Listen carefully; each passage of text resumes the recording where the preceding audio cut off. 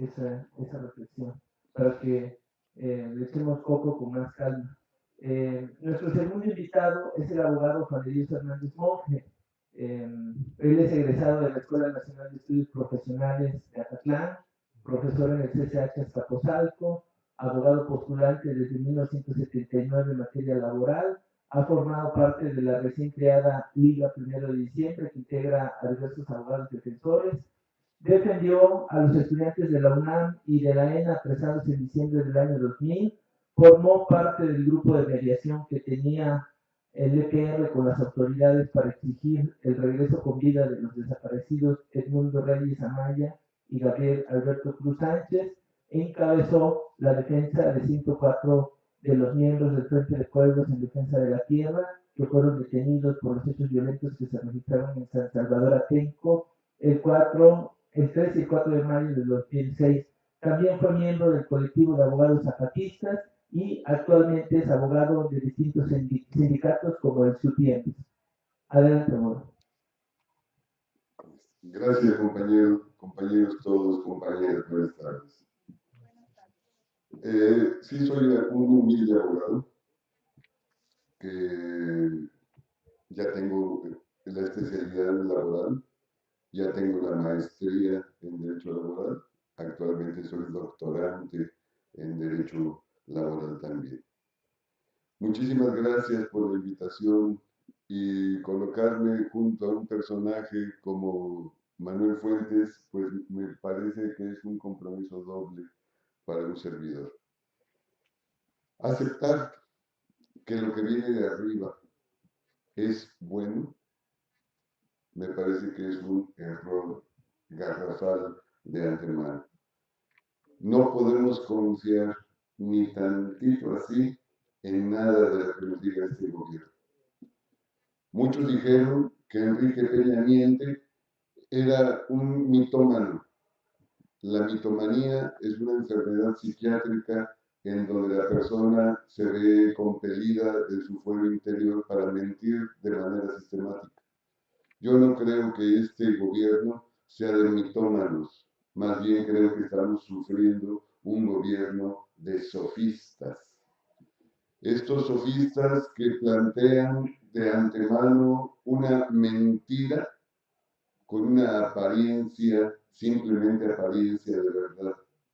Y luego, a través de repetirla muchas veces, termina por aparentar ser verdadero lo que nos dicen. Pero en la realidad jamás la mentira podrá convertirse en verdadero. El hecho de que nos planteen que las juntas de conciliación y arbitraje están corrompidas y que por eso hay que destruir el tripartismo, me parece cuando menos que es desconocer la historia de México. ¿Cuáles son las causas profundas que dieron origen a lo que se conoce como la Revolución Mexicana? De manera muy sucinta, yo considero que es, por un lado, la situación de los trabajadores del campo dominados en las haciendas bajo la figura del peonaje acasillado, en donde eran virtualmente esclavos al servicio de los dueños del dinero de esa época. Y por otro lado, la situación de vida de los trabajadores de las ciudades en este país. Nada más menciono la huelga de Cananea de 1906, la huelga de Río Blanco de 1907, que ejemplifican claramente cuál era la situación en que se debatían los trabajadores del campo y de la ciudad en México.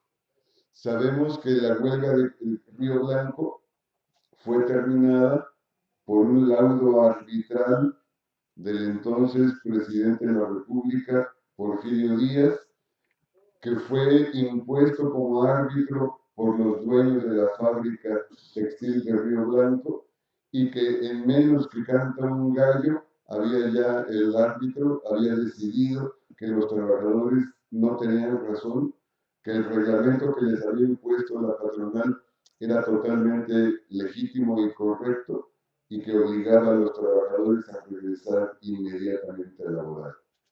Cuando los trabajadores se negaron a acatar el laudo del presidente de la República, vino la famosa orden de mátenlos en caliente.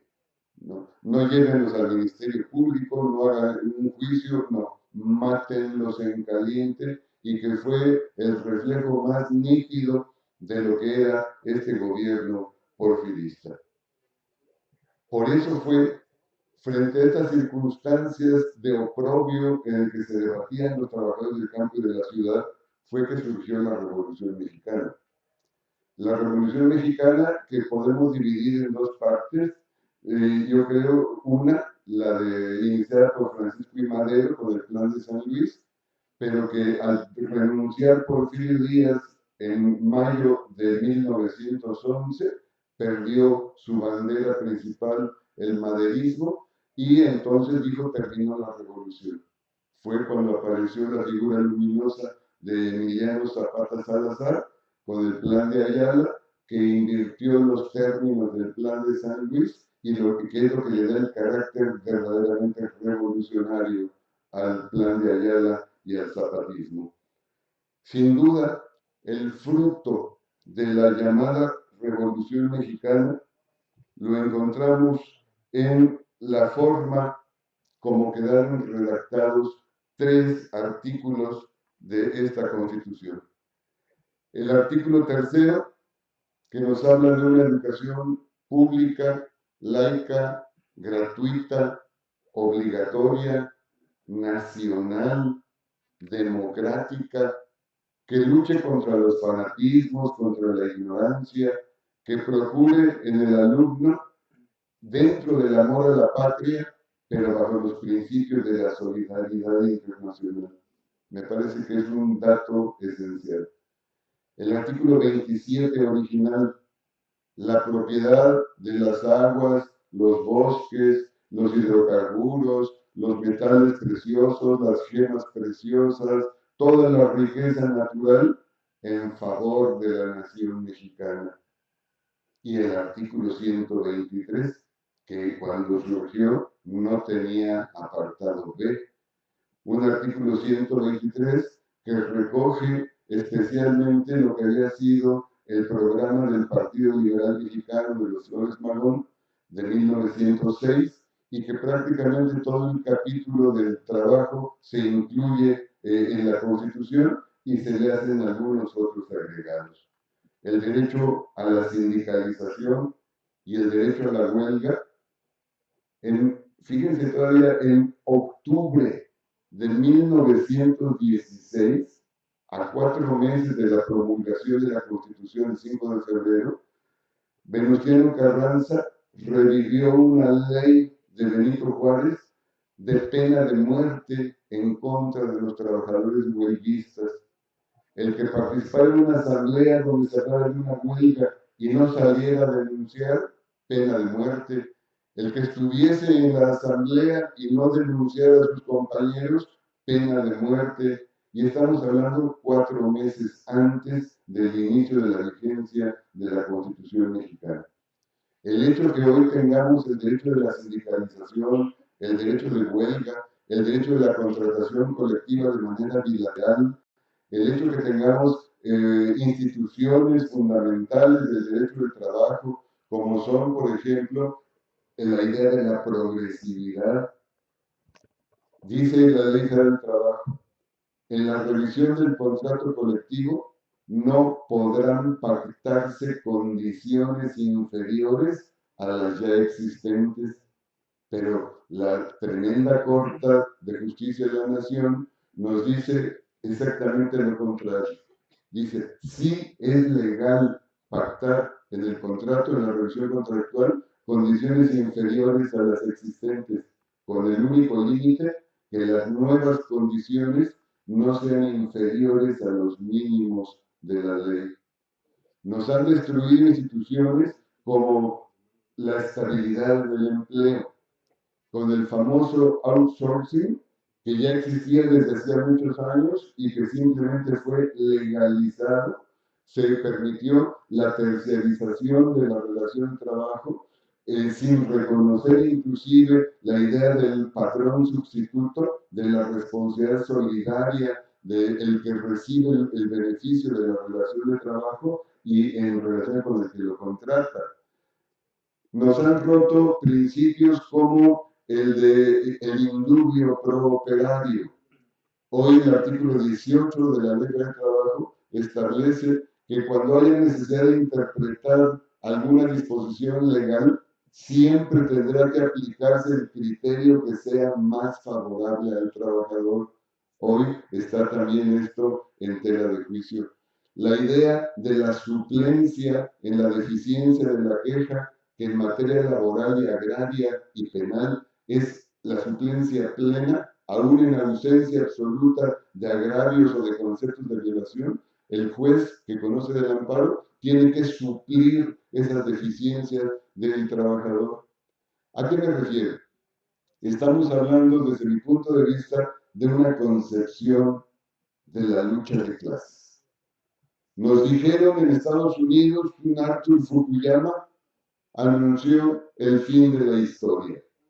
Y dijeron que la destrucción de la ex Unión Soviética y la caída del muro de Berlín y la disolución del llamado socialismo real de Europa del Este significaba el triunfo final y definitivo del liberalismo, es decir, del capitalismo, sobre las ideas del socialismo. Y a partir de entonces muchos aceptaron a pie juntillas que efectivamente había sido derrotada la idea del socialismo, el marxismo ya no existía y por lo tanto, por decreto, también extinguieron la lucha de clases. Y ahora, en lugar de la idea de la lucha de clases, nos manejan la idea de la colaboración de las clases. Dicen, por ejemplo, en un sindicato no puede pedir más de lo que el patrón puede otorgar y el sindicato tiene que aceptar lo menos para conservar la fuente de trabajo. No podemos comer, nos dicen ellos, a la fuente de trabajo pidiendo prestaciones o pidiendo incrementos salariales que no correspondan con la realidad. ¿Qué surgió de estos tres artículos, tercero, 27 y 123?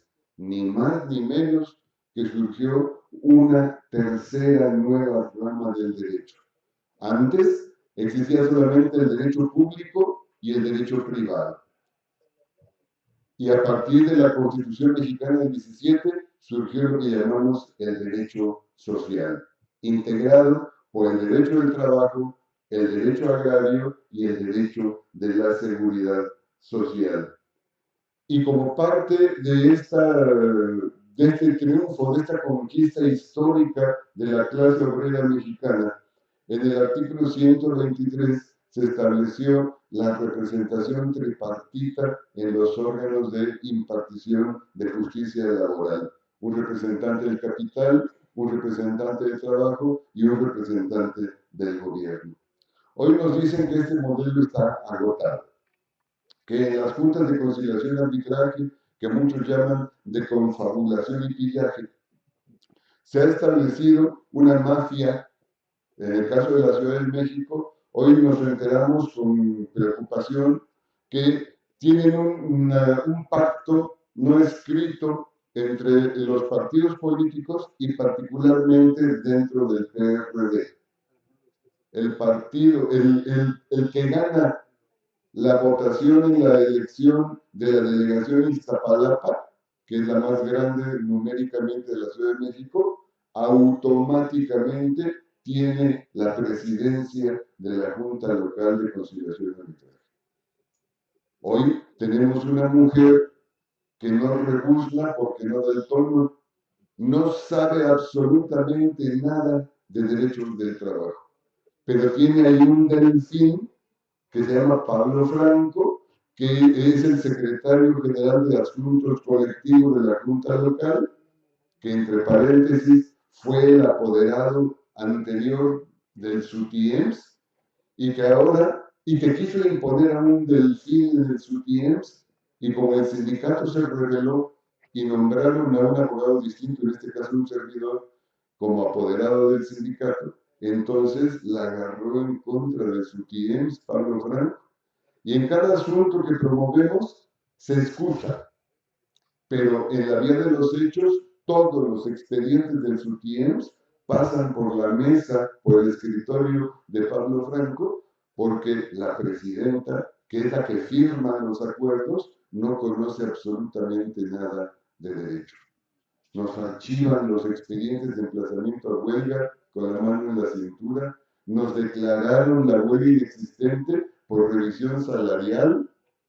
Imagínense que en la contestación del emplazamiento a huelga por revisión salarial del año pasado, el Instituto de Educación Media Superior, por escrito en la contestación, ofreció 0% de incremento salarial, con el argumento de que en ese lugar los trabajadores ganan mucho y entonces no tenían necesidad de pedir aumento salarial. El sindicato no aceptó la oferta de 0%, estalló la huelga y esta señora decidió declarar la inexistencia de la huelga a petición del propio gobierno del DF, que es el patrón en el IEMS, y nos declararon al cuarto día de estallar la huelga, declararon la inexistencia y obligaron a los trabajadores a regresar. Y no se conformaron con eso, promovimos el amparo y nos concede el juez de distrito la suspensión del acto reclamado, pero nos dice, la suspensión que se les concede no implica que ustedes como sindicato emplazante puedan impedir la entrada a las instalaciones del instituto de los otros trabajadores que no quieren la huelga o de los estudiantes que defendiendo el interés superior del niño, porque son bachillerato y la mayoría son menores de edad, entonces les conceden la suspensión, pero no pueden impedir que los que quieran entrar a estudiar o los que quieran entrar a laborar lo puedan hacer. Es decir, una huelga de puertas abiertas, que es una réplica de lo que hicieron con la Universidad Nicolaita en Morelia, en donde también decretaron la huelga el sindicato y la Junta decretó que tenía que ser una huelga de puertas abiertas. Si consideramos que la ley define la huelga como la suspensión temporal del trabajo llevado a cabo por una coalición de trabajadores, entonces, ¿de dónde sacan la idea de la huelga con puertas abiertas? Sí, tenemos graves problemas en esta idea de la Junta Tripartita. Efectivamente, como decía Manuel Fuentes, los representantes del capital y del trabajo, él decía que van 2 veces a la semana. No, van una vez al mes. El día que cobran es el día que van. Y ese día firman lo que alcanzan a firmar, ni siquiera todo, siempre tienen un rezago muy importante de expedientes que están pendientes de firma y se van. Los representantes de los trabajadores ante las juntas son impuestos por el corporativismo sindical. Sabemos que al interior de las juntas hay una corrupción pavorosa desde los presidentes de las juntas, los auxiliares, los secretarios de acuerdo, los actuarios, los archivistas. Hay una corrupción rampante en todas las juntas. Pero con ese pretexto, pretender desaparecer de un plumazo el tripartismo, desaparecer las juntas de conciliación y arbitraje porque dicen que están corrompidas hasta el tuétano, me parece que es equiparable a que tenemos al bebé y decimos tenemos que bañar al bebé y bañamos al bebé en la tinita y luego decimos el agua de la tina está sucia y tiramos el agua con todo y bebé. Yo creo que es equivalente de lo que están pretendiendo hacer ahora con la desaparición de las juntas. A mí me parece que tenemos que rescatar el tripartismo porque es un producto de 1.000.000 de vidas que le costó a este país el proceso armado de 1910 a 1917. Tenemos que rescatar y tenemos que buscar la forma de efectivamente poner representantes de los trabajadores que cumplan con su obligación. y luego obligar a los representantes de las juntas, a los representantes del gobierno de la junta, a los presidentes que son los que votan los laudos, a cumplir con lo que es una obligación hoy todavía legal. Es decir, si el derecho del trabajo es derecho social, tengo la obligación de mencionar que la concepción del derecho social que nace en México tiene en primer término la definición de que hay dos clases sociales antagónicas confrontadas y que a través del derecho social se busca dar un trato desigual a los desiguales, favoreciendo a la parte más débil para que a través de este proceso se pueda equilibrar y buscar lo que llama inclusive la propia ley el equilibrio entre los factores de la producción, el capital y el trabajo.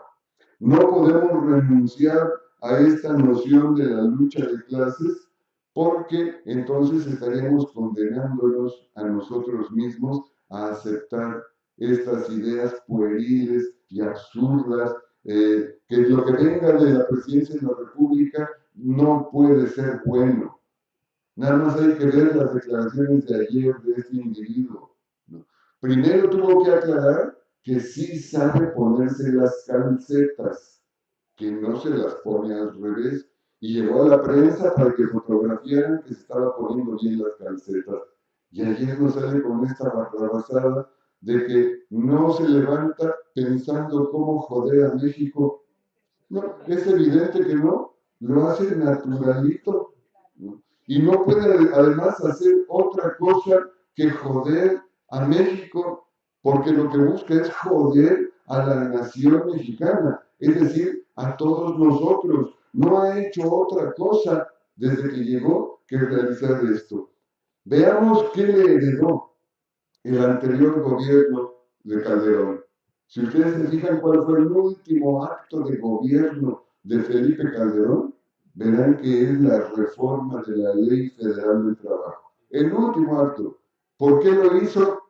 Pues para hacer el trabajo sucio del que iba a llegar, empezando mal, el 1 de diciembre de 2012, con esa brutal represión y el asesinato del compañero Francisco Huiquendel, que muere por el golpe de una granada de gas lacrimógeno que le abre un boquete en el cerebro de más de 10 centímetros, en el cráneo de más de 10 centímetros, por donde se le salió el cerebro. Así inició este gobierno y ha continuado con todo lo que hemos visto: Tanguato, Tlatlaya, Ayotzinapa, Apatzingán, y podríamos seguir San Fernando, y podríamos seguir sumándole cuestiones que ha realizado este individuo.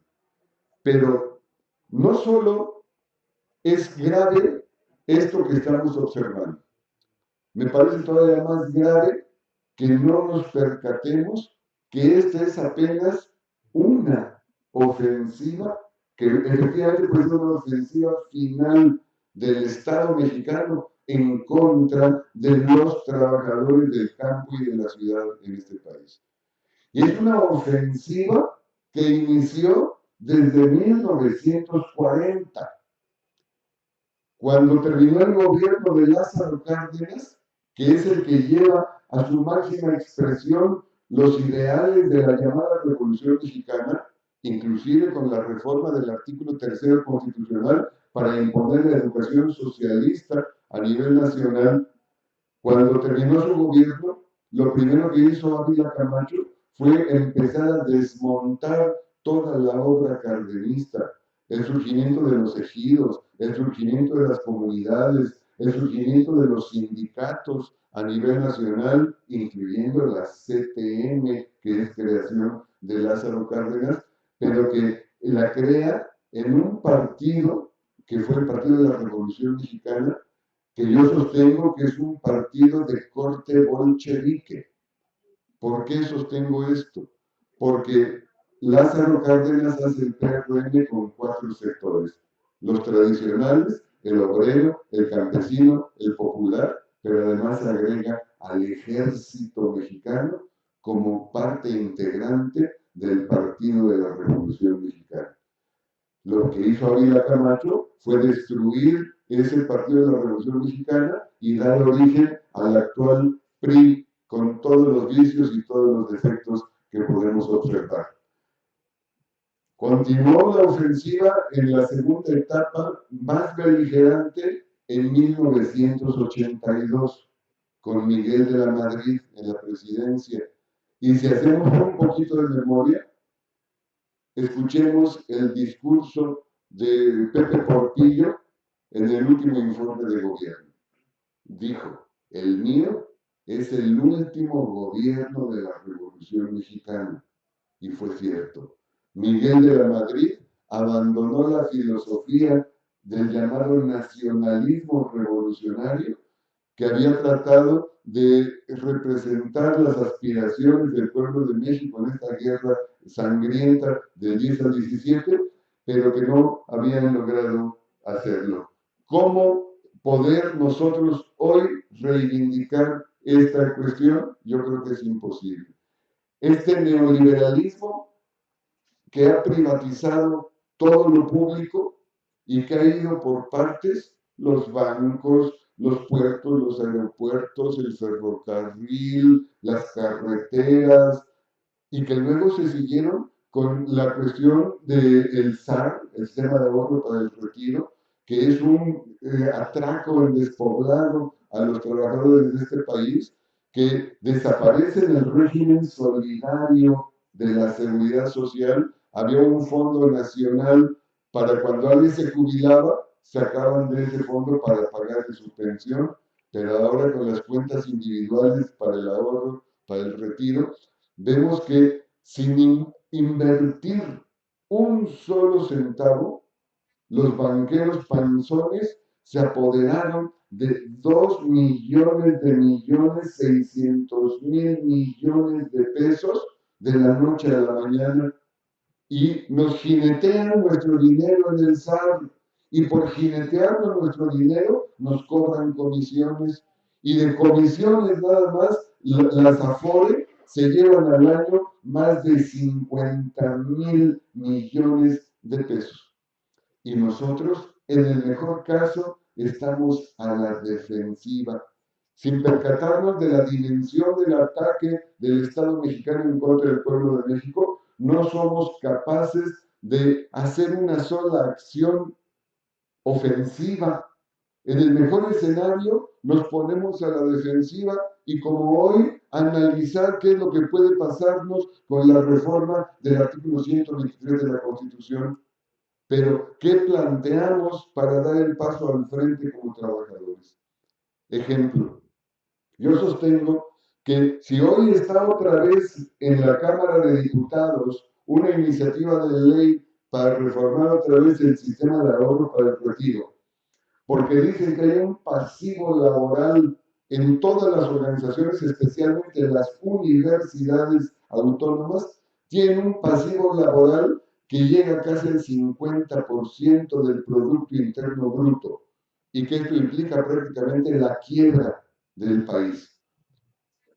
Pero, y que ya nos hablaron de que tenemos que hacer las aportaciones voluntarias, además de las obligatorias al SAT, aportaciones voluntarias, para que si bien nos va a los 65 años de edad, con 35 años de antigüedad, podamos tener una pensión de jubilación de 10 salarios mínimos como máximo.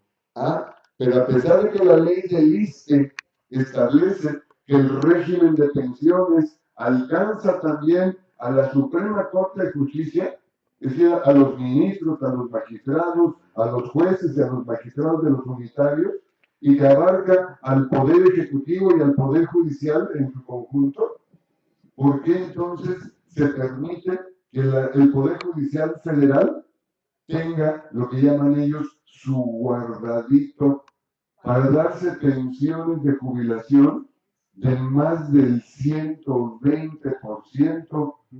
Les dan 120% de su salario, pero además les mantienen las prerrogativas como el pago de casa, menaje de casa, alimentación de la familia, el pago de salarios de la servidumbre. ¿Por qué ellos pueden tener esos privilegios? Miren, cuando vino la primera etapa de esta reforma y se hizo la reforma, era la revisión contractual del sindicato del Seguro Social. Ellos tenían en su contrato derecho a una jubilación con el 110% de su último salario. Y dijeron, esto es injusto. ¿Por qué solamente 110,000 trabajadores tienen este privilegio? Hay que hacer justicia. Hicieron justicia quitándole este derecho a los trabajadores y mandándolos a que tengan una jubilación máxima de 10 salarios mínimos como el resto, pero no los burócratas de alto rango. Este infeliz que ahora es el presidente nacional del PRI, que trabajó unos cuantos meses y que después de unos cuantos meses se jubiló y se jubiló con el 100% del salario que tenía. Y cuando lo cuestionaron que era injusto eso, dijo, puede ser injusto, pero es legal. Yo no lo pedí, a mí me lo dieron, pero tanto es injusto como ilegal, porque tenía que aplicar en todo caso la ley del ISSSTE y ponerle un tope máximo de 10 salarios mínimos. Yo propongo, y se lo propuse a Luis Bueno, que fue secretario general de este sindicato, y que es ahora el coordinador del SILAS, que hiciésemos un ejercicio de debate de una propuesta.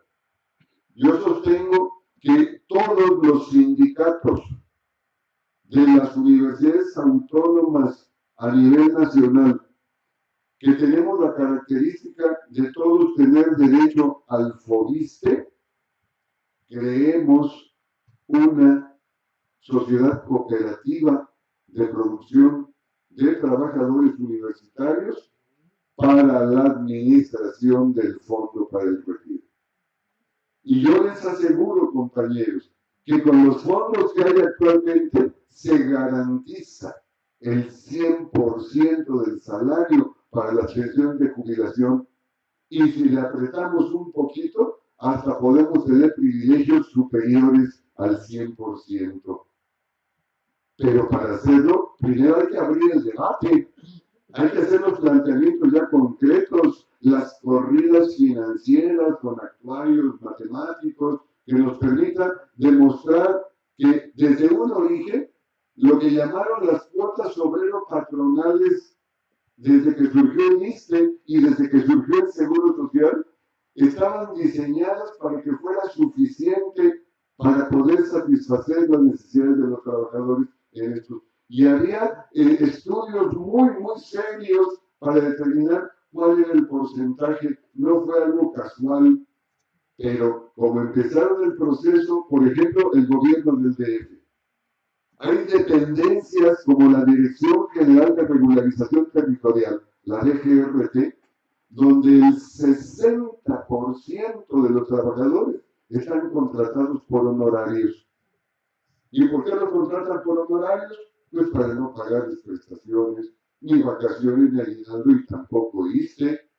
Entonces, ahí se va disminuyendo, porque además eso se multiplica en todas las dependencias del gobierno de la Ciudad de México, pero también a nivel federal, en donde cada vez son más los trabajadores contratados por honorarios para darle la vuelta al derecho de las prestaciones.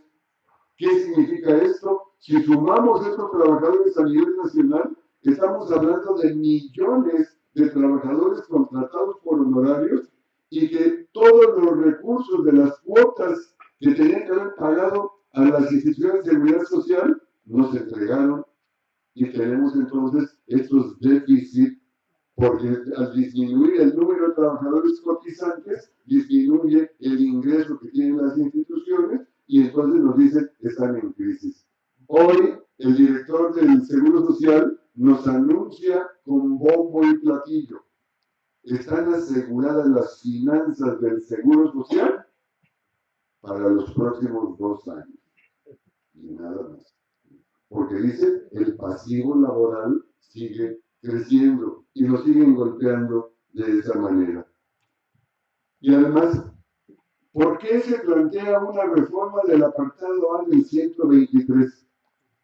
Cuando el apartado B es un engendro que existió hasta 1962, con Adolfo López Mateos como presidente de la República, y que eligió el apartado B para convertir a los trabajadores burocráticos en trabajadores de excepción. Dice todavía hoy la ley de trabajo burocrático y el apartado B del 123. ¿Sí tienen derecho a huelga? Sí. ¿Tienen derecho a sindicalizarse? Sí. Pero, por ejemplo, para estallar la huelga, tiene que haber violaciones generalizadas a las condiciones generales de trabajo. Pensemos que son 500 cláusulas de las condiciones generales de trabajo.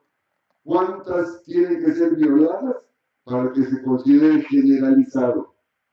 ¿El 50% más una? ¿El 75%? ¿El 99%? ¿Cuántas tienen que ser? No lo sabemos. Pero no es suficiente. Aun cuando fuera el 100% de cláusulas violadas, además, dice la ley, tiene que ser esta violación sistemática. ¿Cuándo se pueden reunir estos requisitos para estallar la huelga del apartado B? Nunca. Y además, como es el apartado B y es la prestación de servicios públicos, aparece una figura que le llaman la requisa, que fue una ley especial dictaminada para la Segunda Guerra Mundial y que luego la dejaron vigente, y hasta el día de hoy todos los servicios públicos que la propia ley establece cuáles son, no tienen derecho a estallar la huelga. O si estallan la huelga, tienen la obligación de tener los trabajadores de emergencia para poder dar los servicios indispensables en lo que se trata. Y por cierto, la educación no es uno de esos servicios públicos fundamentales. Y además de todo, yo creo que ahí sí tenía que derogarse el apartado B del 123, en donde estuvimos muchos años los trabajadores universitarios, y que fue la insurgencia sindical de la década de los 70 lo que permitió que pasáramos al apartado B, al apartado A del 123. Y además, compañeros, algo que nadie ha hablado todavía el día de hoy, paralelo a la iniciativa de ley de reforma del apartado A del 123, hay otra nueva iniciativa de ley para reformar la Ley Federal del Trabajo. Y es en comisiones esta nueva reforma de la Ley Federal del Trabajo. Y los patrones van por todo. No lograron hacer pasar el hecho de que para emplazar a huelga, el sindicato tenía que demostrar previamente contar con la mayoría de los trabajadores. Pero no lo pasaron en la reforma constitucional, pero lo van a plantear en la Ley del Trabajo. ¿A qué me refiero? En 1976, Guillermo Soberón Acevedo, como rector de la UNAM, planteó el apartado C del 123, para meternos a todos los trabajadores universitarios como trabajadores de excepción en ese apartado C. Se le vino el mundo encima a Soberón, no pasó la propuesta a nivel constitucional, pero todos los aspectos más odiosos de la propuesta de apartado C los incluyeron en la Ley Federal de Trabajo. En el capítulo de trabajadores especiales metieron el artículo 353J al 353X, algo así, en donde nos colocan a los trabajadores universitarios como trabajadores de excepción. Por ejemplo, no tenemos derecho de construir un sindicato nacional universitario que nos daría posibilidad de negociar un contrato ley de trabajadores universitarios autónomos a nivel nacional, y lo que nos abriría la posibilidad de una huelga nacional universitaria. Si nos prohíben sindicalizarnos a nivel nacional, nos prohíben el sindicato, el sindicato nacional y el contrato ley. Eso teníamos nosotros que estarlo reclamando de manera sistemática. Entonces, si en 76 no prosperó la reforma constitucional y los aspectos más chocantes los metieron en la ley del trabajo, hoy, ¿qué impide que puedan hacerlo de nueva cuenta? Yo sostengo que a nivel mundial las leyes, incluyendo las constituciones, son un reflejo superestructural de la correlación de fuerza que existe en la base económica del modo de producción de que se trata. Cuando los trabajadores del campo y de la Ciudad de México tuvieron un nivel de organización que fue apuntalado porque continuaba levantado en armas el Ejército de Liberación del Sur, el Ejército Zapatista, pudieron constituirse al interior del Congreso lo que llamaron la fracción jacobina, dirigida por Francisco J. Mújica, pero en donde participaban inclusive los organizadores de la huelga de Cananea y de la huelga de Río Blanco, particularmente Esteban Vaca Calderón y Manuel M. Diegues, que participaron como organizadores del Partido Liberal Mexicano en esta huelga, se convirtieron en congresistas constituyentes y lograron conformar este grupo llamado jacobino. La propuesta original de Venustiano Carranza de Constitución del 17 no contemplaba ni el artículo 3, ni el 27, ni el 123. Fue la correlación de fuerza favorable derivada de que continuaba levantado en armas el zapatismo, lo que obligó al grupo carrancista a aceptar que se incorporara esto que al paso del tiempo se convertiría en el derecho social. Y todo el mundo volteó a ver a México. La Constitución mexicana se convirtió en un paradigma mundial.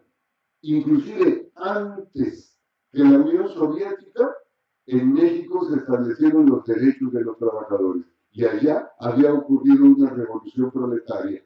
Aquí fue una revolución política. Aquí en México no hubo una revolución social.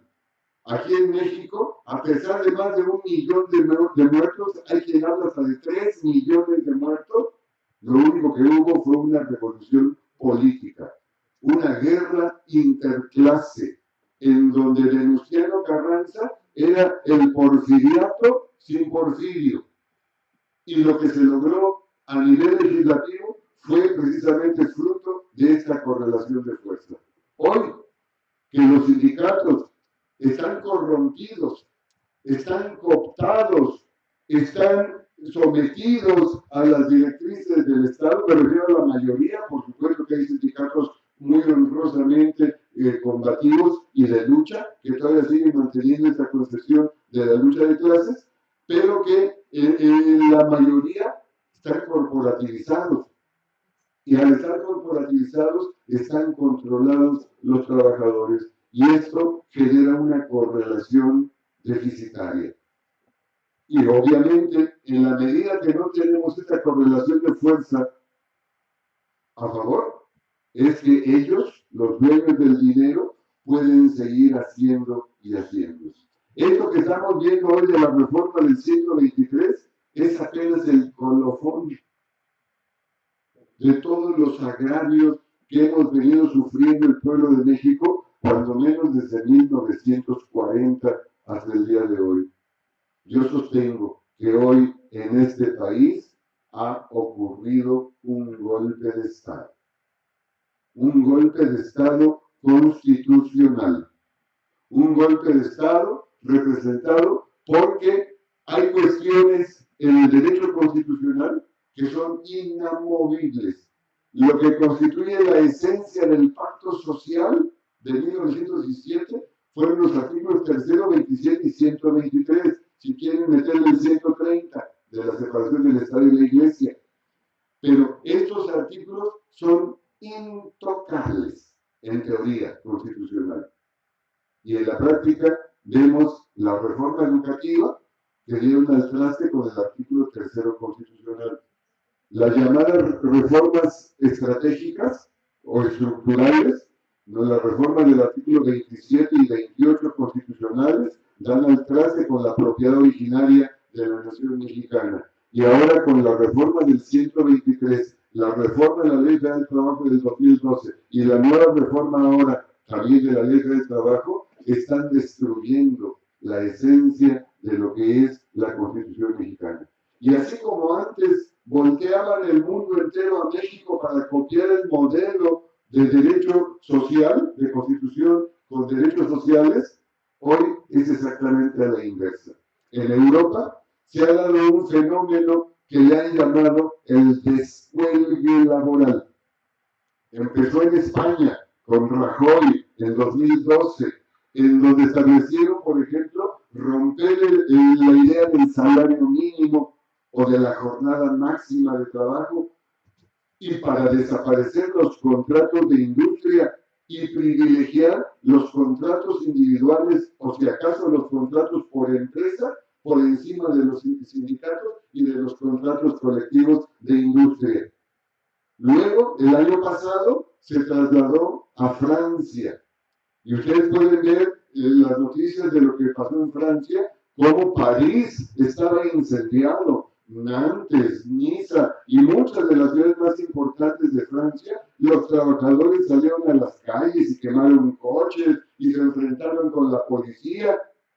Y de todas maneras, como tenía el derecho el presidente, ¿cómo se llama?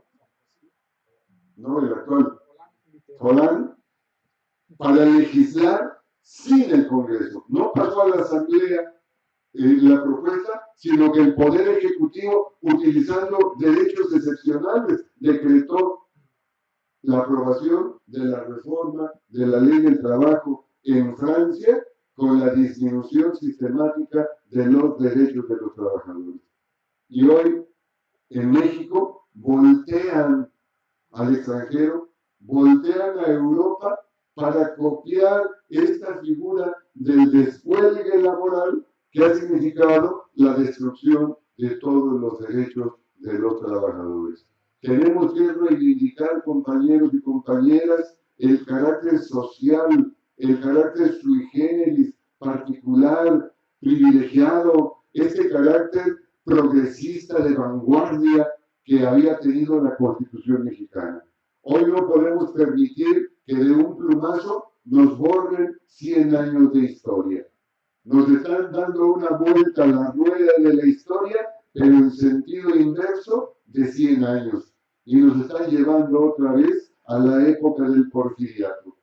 Y igual que en el porfiriato, hoy las condiciones materiales para una revolución están dadas. Lo que nos falta, y nos ha venido faltando, es la construcción de las condiciones subjetivas de organización que nos permita dar este paso trascendental en la historia contemporánea de nuestro país. No hay alternativa. Y la única alternativa que desde mi humilde punto de vista puedo observar está en el sureste mexicano. En el sureste mexicano, el Ejército Zapatista de Liberación Nacional tiene una declaración de guerra en contra del ejército y el gobierno federal mexicano. Y una guerra que no está resuelta. Una guerra que quedó en impas, ¿no? Cuando en febrero del 94 se guardaron las armas, pero que no se ha firmado un armisticio y sigue vigente todos y cada uno de los principios que enarbolaron el Ejército Zapatista y que ahora con esta nueva iniciativa a muchos nos mueve el tapete. La idea de una candidata mujer indígena a la presidencia de la República en 2018, a mí me ha conmocionado. Todavía no salgo de el azoro, pero por disciplina, porque soy orgullosamente zapatista, cuando ellos ordenen que tenemos que empezar a construir la base territorial para poder desarrollar esta campaña, estaré también apoyando en la escasa medida de mis posibilidades, pero al 100%, la iniciativa que nos plantea el Ejército Zapatista de Liberación Nacional. No a la reforma de la Ley del Trabajo, no a la desaparición del tripartismo, sí a que recuperemos nosotros el tripartismo, que sean los representantes de los trabajadores electos por los trabajadores y que la autoridad cumpla con la obligación legal, porque el derecho del trabajo, lo quieran o no lo quieran, hoy todavía legalmente es un derecho tutelar, un derecho protector de una clase socialmente débil frente a los dueños del dinero, que es la clase poderosa. Es lo que tenemos desde mi punto de vista que reivindicar. Reivindicar el tripartismo, pero regresar a sus orígenes y darle verdaderamente el significado que debe tener la representación de los trabajadores en estas instancias. Y que se vayan de bruces compañeros como Arturo Alcalde o como Alfonso Bouzas apoyando de manera a ojos cerrados la propuesta de Enrique Peña Nieto, me parece que es un error histórico que están cometiendo. Y podría hablar de otro error histórico, pero tendría que remontarme a 1914 a la Casa del Obrero Mundial, y no es el tema del día de hoy. Les agradezco mucho, compañeros, y estoy a sus órdenes. Bueno, compañeros, este es el tipo de temas que nosotros pensamos cruciales para los trabajadores y que nosotros tenemos interés en este momento de que los trabajadores del sector conozcan, discutan y vayan pensando las medidas que debemos de tomar frente a esta ofensiva que efectivamente se propone ser definitiva contra la clase trabajadora, sus formas de organización, etcétera. Le vamos a tomar la palabra al abogado y vamos a impulsar un foro sobre el sistema de pensiones y a ver si allí con más detalle nos expone esta idea que tiene del manejo cooperativo de los fondos de pensiones de los trabajadores. Entonces, a mí me parece una propuesta también interesante que hay que evaluar. Nosotros sí la vamos a tomar, a retomar y vamos a impulsar este foro de la misma manera que estamos impulsando estos foros, en las unidades primero y a ver si después hacemos una actividad central del SITUAM. En serio, tenemos interés de que el SITUAM afronte estos temas y entre a esta dinámica para asumir los retos que están enfrente de los trabajadores en México. Bueno, les vamos a dar la